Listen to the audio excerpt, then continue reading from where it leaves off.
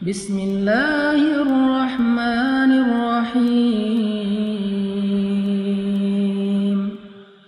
Wadduha wal-laili idza saja. Ma wadda'aka rabbuka wa ma qala. Walal-akhiratu khairun laka minal ula.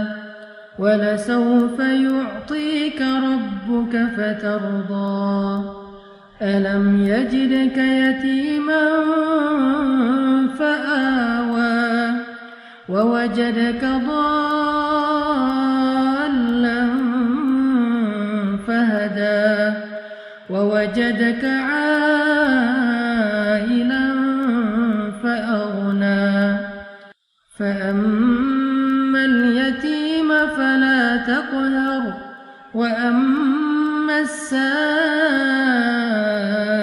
فلا تنهر وأما بنعمة ربك فحدث. Sadaqallahul azim.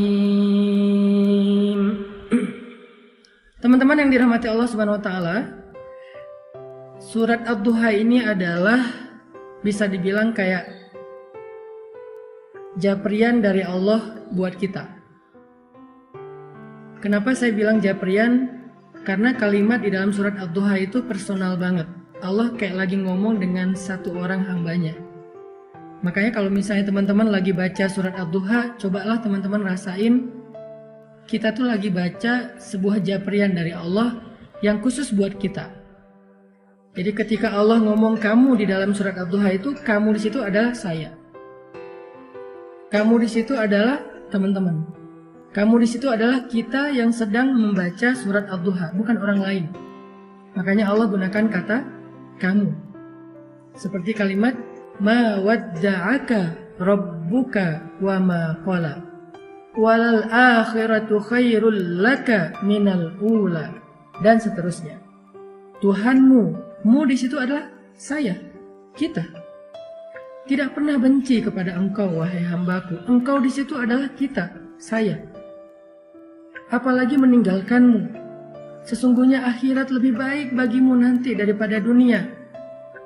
Jadi semua kata kamu, baik dalam bentuk berita maupun perintah atau larangan di dalam surat Ad-Duha, itu adalah kalimat japrian dari Allah untuk kita. Sehingga ketika kita membaca surat Ad-Duha di malam hari, saat tahajud, apalagi ketika lagi sholat, maka coba teman-teman hayati, coba teman-teman rasakan kalau Allah lagi ngomong berdua dengan teman-teman. Itu rahasia dari tadabbur surat Ad-Duha. Coba rasakan Allah tuh lagi ngomong berdua dengan teman-temannya. Allah tuh lagi japri khusus ke nomor teleponnya teman-teman. Allah tuh lagi pengen menghibur teman-teman yang sedang sedih. Allah tuh lagi pengen menghibur kita yang sedang galau. Allah tuh lagi pengen menghibur kita yang sedang terluka. Allah tuh pengen menghibur kita yang sedang lemah dan merasa gak berdaya. Coba rasakan betapa indahnya kita dihibur oleh Allah. Kita dihibur oleh zat pemilik langit dan bumi. Kita dihibur oleh yang maha kasih sayangnya berlimpah. Kita dihibur oleh zat yang maha indah. Kita dihibur oleh zat yang paling penyayang. Allah itu punya rasa kasihan yang sangat besar kepada kita. Lebih daripada kasihan seorang ibu kepada hambanya. Lebih daripada kasihannya seorang ayah kepadanya. Lebih daripada kasihannya seorang suami kepada istri, atau seorang istri kepada suami, atau anak kepada orang tua. Coba rasakan ketika membaca surat Ad-Duha, Allah lagi bicara dengan kita sendiri, bukan dengan orang lain. Ini bukan ayat broadcast, ini ayat jabrian. Makanya Allah tidak mengatakan kalimat ya ayyuhalladzina amanu. Kalau ya ayyuhalladzina amanu itu ayat broadcast. Tapi ma wadda'aka rabbuka wa ma qala itu ayat jabrian. Jadi coba kita rasain kalau Allah itu lagi ngejabri kita, teman-teman. Allah itu lagi seolah-olah pengen meluk kita yang erat supaya Allah bisa menyentuh kita dengan sentuhan kasih sayang, karena Allah paham banget kalau saat ini kita sedang lemah. Karena Allah paham banget kalau saat ini kita sedang dalam keadaan merasa sendirian, sepi, gak punya siapa-siapa yang bisa diharapkan. Karena Allah tahu banget, ngerasa banget gimana yang kita rasain hari ini, bahwa kita itu merasa sedang kecewa. Makanya Allah pengen bicara berdua dengan kita. Itulah perasaan Nabi ketika ayat ini turun, teman-teman. Perasaan kehilangan, perasaan takut, perasaan bingung, perasaan galau, perasaan lemah, perasaan kecewa, sedih. Perasaan-perasaan itu benar-benar mengganggu Nabi sekian hari. Nabi seperti orang yang kehilangan ayah, ibu, istri, anak, pasangan sekaligus, sehingga beliau menjadi bingung harus kemana. Setiap hari bayangin, Nabi setiap hari naik ke bukit yang ada di kota Mekah, memandang ke langit pengen ngadu sama Allah. Nabi itu pengen ngadu sama Allah, ya Allah saya punya banyak masalah, kemana engkau ya Allah? Ya Allah saya punya banyak masalah, kemana Jibril? Nunggu lama di atas bukit, Jibril gak turun. Akhirnya Nabi pulang ke rumah. Besok balik lagi, ngadu lagi, manggil, turun lagi dari bukit tanpa bertemu dengan Jibril. Berhari-hari. Ada ulama yang mengatakan 12 hari, ada yang ulama mengatakan hampir 1 bulan dalam puncak perasaan galau dan khawatir yang luar biasa itu. Tiba-tiba Allah Subhanahu wa Ta'ala menurunkan surat Ad-Duha. Allah utus Jibril. Allah katakan melalui malaikat Jibril, 1 kalimat, 1 japrian, 1 ayat, 1 surat khusus buat Nabi. Kalimatnya, ma wadda'aka rabbuka wa ma qala. Tuhanmu gak pernah ninggalin kamu dan tidak juga benci kepadamu, Muhammad. Tiba-tiba Nabi seperti merasa, ya Allah, hampir saja saya merasa kehilangan. Hampir saja rasa takut itu mencelakai saya. Hampir saya merasa putus asa dengan kesendirian. Tiba-tiba Allah mengatakan, Abdi, Habibi, hambaku, kekasihku Muhammad, ma wadda'aka rabbuka wa ma qala. Tuhanmu gak pernah ninggalin kamu. Coba lihat betapa lembutnya Allah bicara dengan Nabi. Tuhanmu gak pernah ninggalin kamu. Itu seperti ketika seorang ayah bilang, ayah gak pernah ninggalin kamu, wahai nak. Ayah tuh gak pernah ninggalin kamu. Allah gak mengatakan, aku gak ninggalin kamu, bukan. Tuhanmu berarti seperti menyebut kalimat yang lembut. Sama kayak kita memanggil anak kita, ayah sayang sama kamu, bukan aku sayang sama kamu. Ini adalah kalimat yang sangat lembut dari Allah. Ma wadda'aka rabbuka wa ma qala. Tuhanmu gak pernah ninggalin kamu, apalagi benci sama kamu.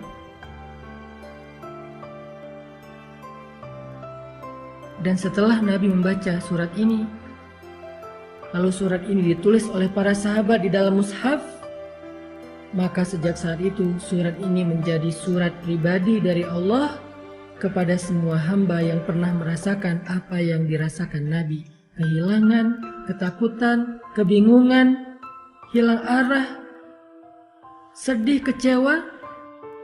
Maka siapapun yang pernah merasakan perasaan seperti itu, apapun alasannya, mau urusan agama, mau urusan dunia, mau urusan keluarga, mau urusan karir, pekerjaan, mau urusan percintaan, apapun alasannya ketika dia merasa sedih seperti itu, maka Allah ngejapri dia dengan kalimat yang lembut. Hambaku, ma wadda'aka rabbuka wa ma qala. Tuhanmu gak pernah ninggalin kamu, apalagi benci kepadamu. Itu maksud dari surat Ad-Duha, teman-teman. Coba teman-teman nanti setelah ini kalau baca surat Ad-Duha di rumah, kalau perlu hafal surat itu karena tidak terlalu panjang untuk kita baca di dalam sholat. Setelah tahu artinya, baca dulu terjemahannya, hafal terjemahannya, nanti baca di dalam sholat ketika lagi sedih. Sholat yang gak ada yang ganggu kita, sholat sunnah, terutama sholat tahajud. Gak apa-apa baca surat ini di waktu tahajud, karena Allah bersumpah dengan waktu malam apabila telah sunyi, bukan hanya waktu duha. Kita baca, kita hayati, Allah lagi ngomong sama kita. Allah lagi pengen menenangkan dan menghibur hati kita yang sedih. Ma wadda'aka rabbuka wa ma qala.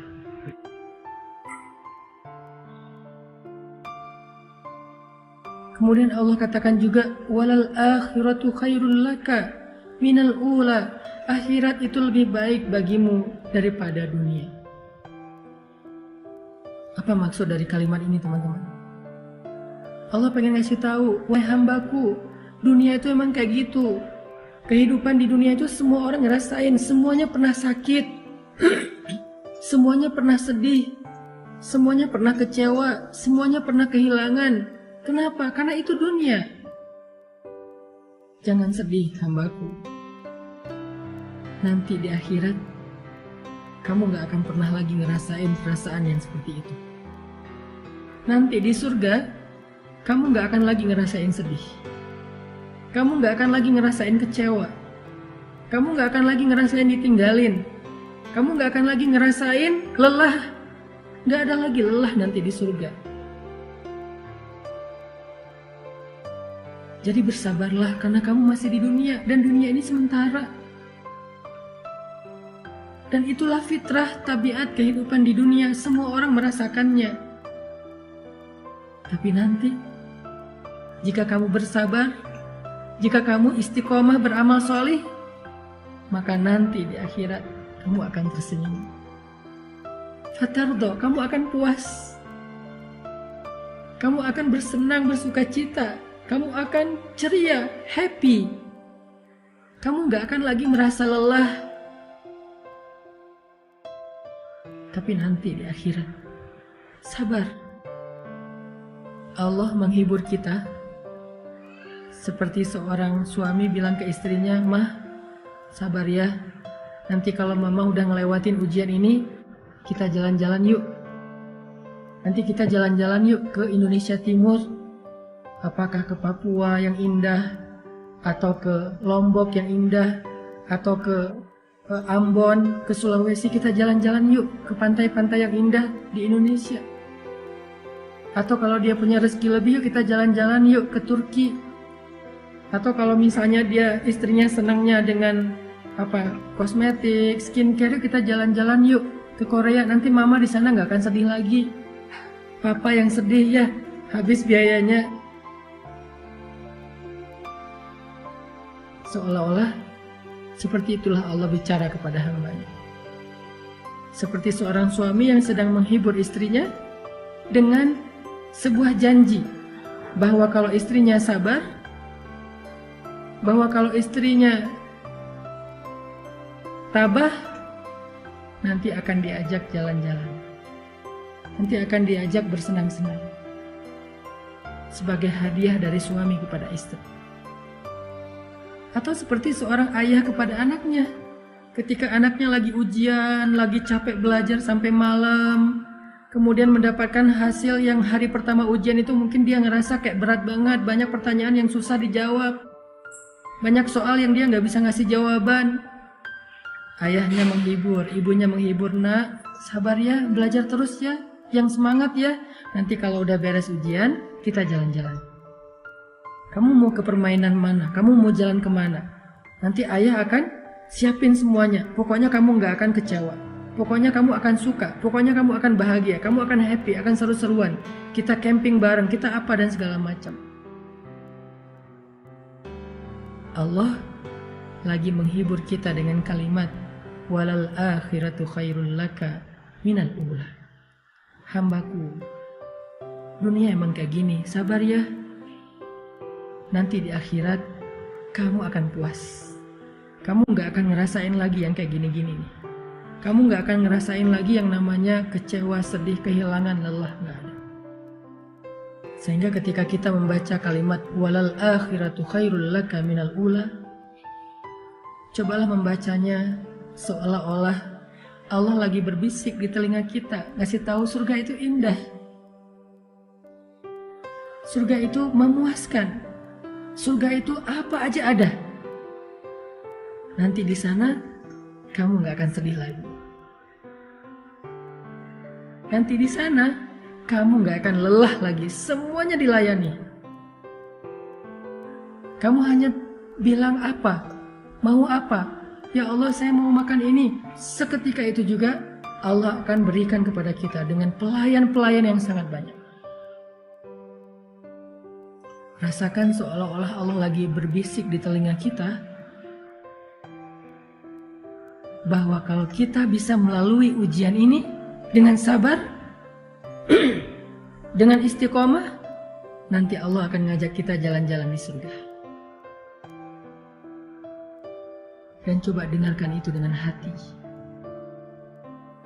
Karena hanya hati yang mendengarkan dengan iman, dengan yakin, akan terhibur dengan kalimat akhirat lebih baik daripada dunia dan engkau akan ridho.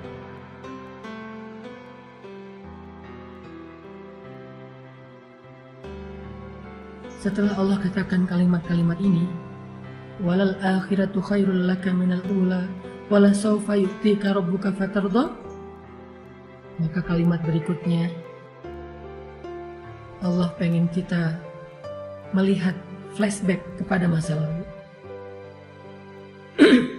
Allah pengen kita merenungkan masa lalu kita. Siapa yang selama ini membantu kita? Siapa yang selama ini menolong kita ketika kita punya masalah? Siapa yang menghidupkan kita, menciptakan kita, memelihara kita, memberi kita rezeki selama ini? Bukankah Dia Allah yang ngasih kita kehidupan? Bukankah Dia Allah yang ngasih kita keluarga? Bukankah Dia Allah yang ngasih kita makanan? Yang ngasih kita rezeki? Yang ngasih kita pemeliharaan?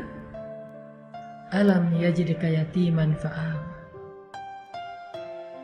wa wajadaka dhallan fahada wa wajadaka ailan fa'aghna.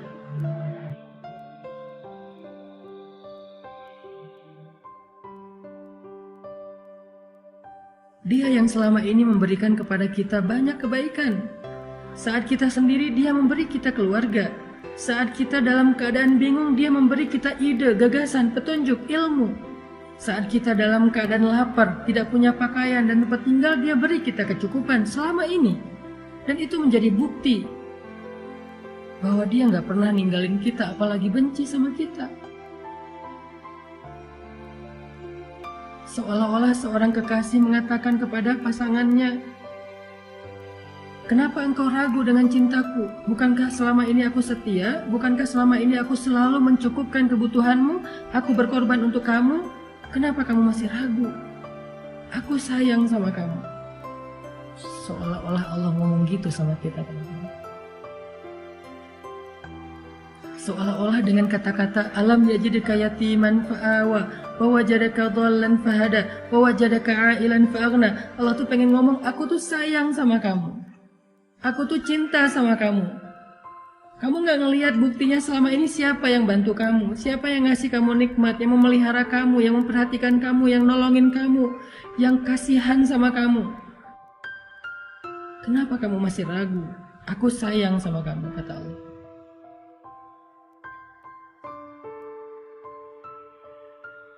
Sehingga dengan ayat itu Allah pengen kita yakin, kita percaya kalau Allah itu gak benci sama kita. Manusia boleh datang dan pergi, tapi Allah gak pernah meninggalkan kita. Manusia boleh kadang mencintai kita, tapi tiba-tiba membenci kita. Tapi Allah cintanya abadi untuk kita.